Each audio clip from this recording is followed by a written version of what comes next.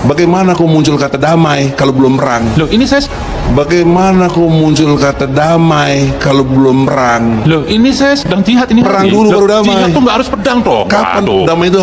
Kau nggak level lah, kau ilmunya. Loh, Anda juga nggak level. Minta tolong. Ya sama, anjing kau. Jangan Pak. Ya apa?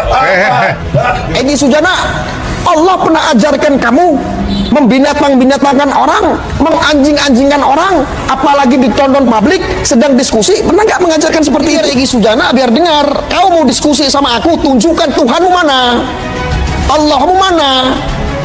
Karena aku tidak melihat nur dalam wajahmu itu. Egy Sujana nggak lihat. Jangan sedikit-sedikit kau menggunakan topeng Tuhan di sini, topeng Allah di sini, caramu seperti binatang. Masa berdiskusi kayak begitu? Kan gue jadi gemes. Ini, bagiin. Ini lap saya bagi ini, biar sampai ke pemerintah, biar nyampe ke negara tuh, biar nyampe ke TNI, ke Polri. Gua yang ngomong, kalau mau ditangkap, biar ditangkap. Emang tuh bajingan tuh orang-orang seperti itu. Polri harus punya cara, bagaimana caranya untuk membunuh itu orang-orang sampah seperti itu.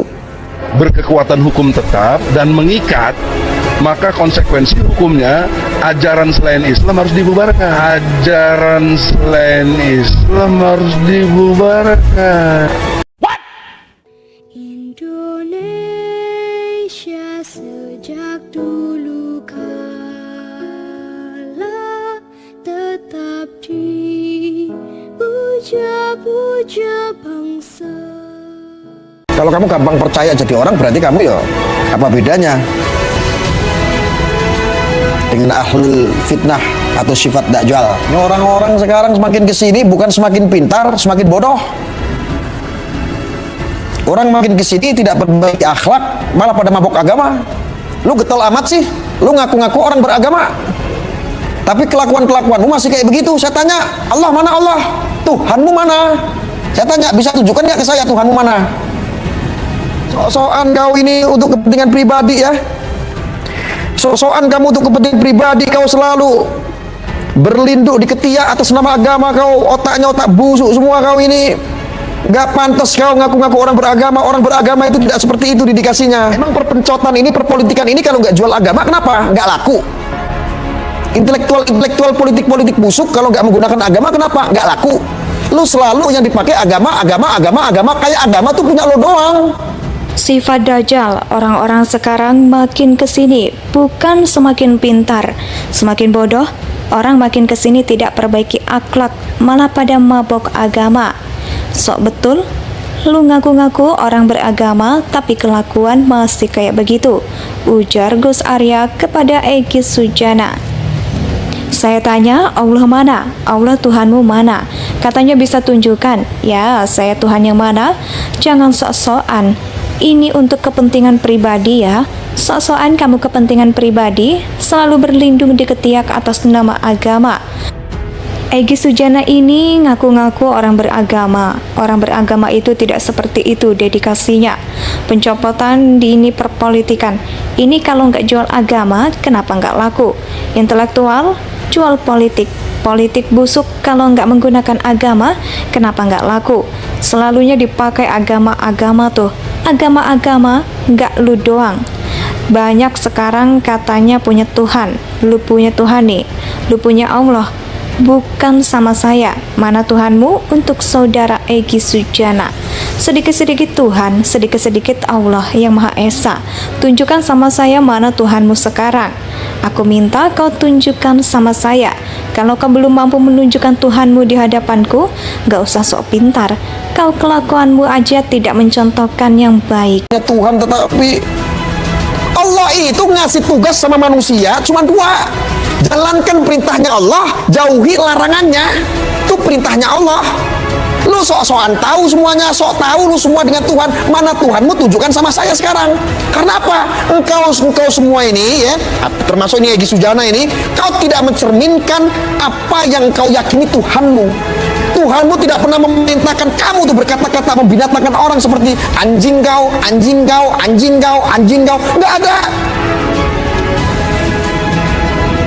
Egy Sujana, biar dengar. Kau mau diskusi sama aku, tunjukkan Tuhanmu mana, Allahmu mana. Karena aku tidak melihat nur dalam wajahmu itu. Egy Sujana nggak lihat. Jangan sedikit-sedikit kau menggunakan topeng Tuhan di sini, topeng Allah di sini, caramu seperti binatang. Masa berdiskusi kayak begitu? Dan gue jadi gemes. Ayo, ini orang se-Indonesia yang sok-sok Tuhan, yang sok-sok menggunakan agama setiap hari, setiap malam, setiap politik dan manapun menggunakan agama, menjual ayat-ayat. Tunjukkan sama gua mana Tuhanmu. Buktikan sama saya. Kapan kamu tunjukkan Tuhanmu mana? Ayo, tunjukkan Tuhanmu, Allahmu. Mana yang kau agung-agungkan mana? Bajingan, gua mau tanya sekarang. Lu katanya punya Tuhan, lu punya Tuhan nih, lu punya Allah, mana tunjukkan sama saya, mana Tuhanmu? Untuk saudara Egy Sujana, kau sedikit-sedikit Tuhan, Allah, Tuhan yang Maha Esa, tunjukkan sama saya, mana Tuhanmu sekarang aku minta. Tunjukkan sama saya. Kalau kau belum mampu menunjukkan Tuhanmu di hadapanku, gak usah sok pintar kau, kelakuanmu aja tidak mencontohkan yang Tuhan perintahkan. Mana Tuhanmu? Mana? Allah itu ada di sini. Ketika engkau bisa memanusiakan manusia, berarti kau punya nur Allah. Koan lu pada menggunakan agama lu, para bajingan politik demi kepentingan kau bikin kisruh lu. Doktrin aja masyarakat, doktrin aja rakyat. Doktrin terus umat, bikin adu domba. Bajingan sok-sokan, sok ngerti agama.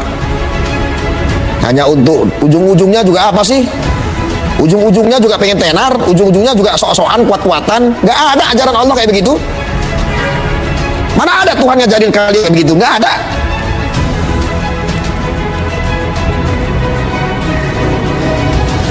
Maka benar apa yang dikatakan sama Gus Dur. Sok ben, nek menung sok cuman ngelakoni syariat itu, orang ngerti hakikat seperti apa? Ya kayak gini ki. Jambral pikirannya, mentalnya, keimanannya. Mana imanmu saya tanya? Kau punya iman apa enggak? Jangan kau teriak-teriak kau iman, jangan teriak-teriak kau akidah. Apalagi si Fahmi, si benteng akidah itu. Nah, nantilah itu nggak penting, nanti dulu. Saya tanggapi yang ini dulu nih. Mana akidah, mana imanmu, mana agamamu, mana Tuhanmu, tunjukkan sama saya. Mana akidahmu, mana Tuhanmu. Teriak-teriak so Tuhan lu, teriak-teriak so agama lu. Lu pernah mondok lah, gue pernah nyantri apa enggak? Pernah belajar ngaji enggak? Lu ngerti Al-Quran apa enggak? Ya harusnya ditangkap-tanggapin orang-orang kayak begini. Orang yang selalu mempolitisi agama untuk berpolitik dan lain sebagainya untuk kepentingan pribadi dan kelompoknya, bapak-bapak Polri harus punya cara bagaimana caranya untuk menangkap orang-orang model-model seperti itu, membahayakan untuk kerukunan antar umat beragama dan bangsa ini. Bapak-bapak kepolisian, bapak Polri, ya Polri harus memiliki cara tersendiri untuk menangkap manusia-manusia seperti itu yang selalu menggadang-gadang agama terus, mendagangkan agama terus atas nama umat terus. Umat yang mana? Umat yang mana? Pada bajingan aja bangga lu pakai agama, lu nyantri aja nggak pernah, lu ngaji juga belum becus. Lebih baik lu belajar ya. Yang ngertinya cuman atas nama syariat, nggak ngerti hakikatnya seperti apa. Kamu menjalankan semua ngaku-ngaku beragama, tapi nggak ngerti hakikatnya seperti apa menjadi orang yang beragama. Kan kadal yang mudah-mudah kayak begitu. Kayak begitu. Rakyat Indonesia hanya cuma dicekoki. Emang agama kau gunakan framing biar kelihatan kau suci, biar kau kelihatan seperti Tuhan, dekat dengan Tuhan. Ketika engkau dekat dengan Tuhan, masyarakat melihat, wah mereka adalah orang-orang yang dekat sama Tuhan. Katel, Tuhan nggak pernah ngajarin cara-cara kalian seperti itu. Katel, saya itu nggak penting kamu panggil saya Gus kek, Wedos kek, Kardos kek, nggak peduli. Dan orang itu nggak penting saya itu mau gus-gusan kek, mau gus palsu kek, mau Wedos kek, mau Kardos kek. Orang itu nggak penting. Orang lebih penting melihat omongan saya nih, yang rasis nanggepin manusia-manusia kadal seperti itu. Indonesia ini udah krisis. Orang-orang yang berani melawan yang atas nama orang-orang yang menggunakan agama itu. Negara Indonesia ini krisis terhadap pemuda-pemuda yang berani melawan kemungkaran, yang berkedok agama, yang berkedok ulama, yang berkedok habaib. Indonesia ini krisis ketika ada yang satu berani mati besok. Ketika ada satu yang menyuarakan melawan habaib, besok sudah gak dapat syafaat. Lah gatel semua itu. krisis. Indonesia itu kurang sekali orang yang berani melawan orang-orang mereka yang berlagak berkedok sok suci, mengatasnamakan Tuhan, mengatasnamakan umat, mengatasnamakan agama, menjual ayat-ayat, menjual mayat-mayat. Tak ada yang berani menyuarakan seperti ini. Hei, ada muncul satu yang hidungnya mancung keturunan dari Arab, namanya Habib Krebo, sebentar lagi mau dikejar sama orang tuanya, dikeroyok sama mereka orang-orang yang memiliki kepentingan, demi hasratnya, demi hawa nafsunya, terganggu dengan kehadirannya Habib Krebo. Habisin itu Habib Krebo, harus dicari kesalahannya, harus dicari kelemahannya. Hei, Habib Krebo itu bukan Tuhan. Baik dan buruknya Habib Krebo, walaupun dia orang keturunan Arab, tetapi untuk hadir untuk bangsa Indonesia, negara ini. Mereka kadang-kadang orang-orang keturunan Timur Tengah kencing di Indonesia, bangsat di Indonesia, tetapi tidak menghargai, malah nyaris mempermalukan, menggerogoti marwah para habaib yang ada di Indonesia, menggerogoti para alim ulama yang ada di Indonesia, marwahnya dikencingi sama mereka. Bangsat tidak bangsat. Aku yang ngomong, aku yang tanggung jawab. Siapa yang mau ngelaporin aku? Laporin. Saya mengatakannya hak seperti ini. Sok-sokan lu bertuhan, lu sok-sokan lu beragama, lu adab dan akhlakmu saja kayak iblis. Apa-apa umat kau jual, apa-apa agama kau jadikan tameng lu. Bajingan tuh orang-orang seperti itu ya. Saya yang perintahkan, saya sebagai ketua umum Cyber NKRI kawal yang namanya Habib Krebo. Baik dan buruknya beliau, kekurangan apapun beliau sebagai manusia, beliau hadir walaupun keturunan Arab, tetapi beliau berani siap mati untuk menaruhkan marwah bangsa Indonesia. Saya backup semuanya. Indonesia tanah